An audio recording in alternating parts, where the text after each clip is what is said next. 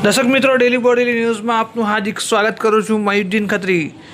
દર્શક મિત્રો, પાવી જેતપુર પોલીસને એક મોટી સફળતા મળી છે, કારણ કે એમ્બ્યુલન્સ મારફતે લાવાતો વિદેશી દારૂનો જથ્થો ઝડપાયો છે।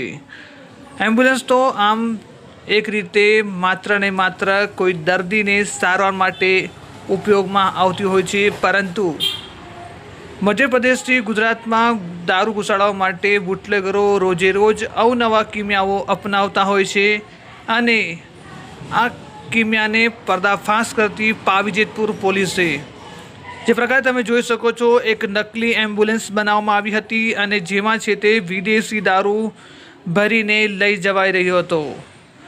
ખાસ કરીને વાત કરવામાં આવે તો પાવી જેતપુર પોલીસને વનકુટી 3 રસ્તા પર પેટ્રોલિંગ દરમિયાન એક બાતમી મળી હતી કે એક સફેદ કલરની મારુતિ વાન એમ્બ્યુલન્સ આવતા જેને પાવી જેતપુર પોલીસ દ્વારા રોકવામાં આવી હતી। ચાલકે ગાડી ભગાડી જઈ આગળ સિહોદ ગામ પાસે ભારત નદીના જનતા ડાયવર્ઝન પર ગયો હતો અને જનતા ડાયવર્ઝન પર કાર મૂકી જે બુટલેગર છે તે ફરાર થઈ ગયો હતો।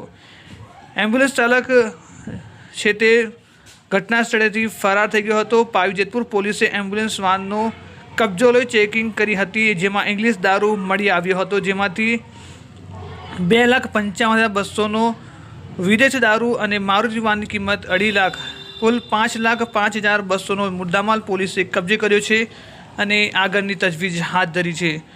ગુજરાતમાં જે દારૂબંધી છે તેમ છતાં પણ ખેપિયાઓ છે દરરોજ કંઈક ને કંઈક અલગ કરતા હોય છે, પરંતુ આ વખતે તો હદ પાર કરી છે।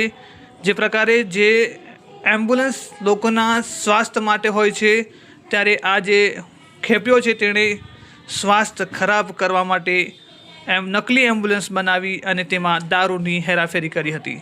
પાવી જેતપુર પોલીસને મોટી સફળતા મળી હતી અને પાવી જેતપુર પોલીસે તમામ મુદ્દામાલ કબજે કરી છે અને આગળની તજવીજ હાથ ધરી છે।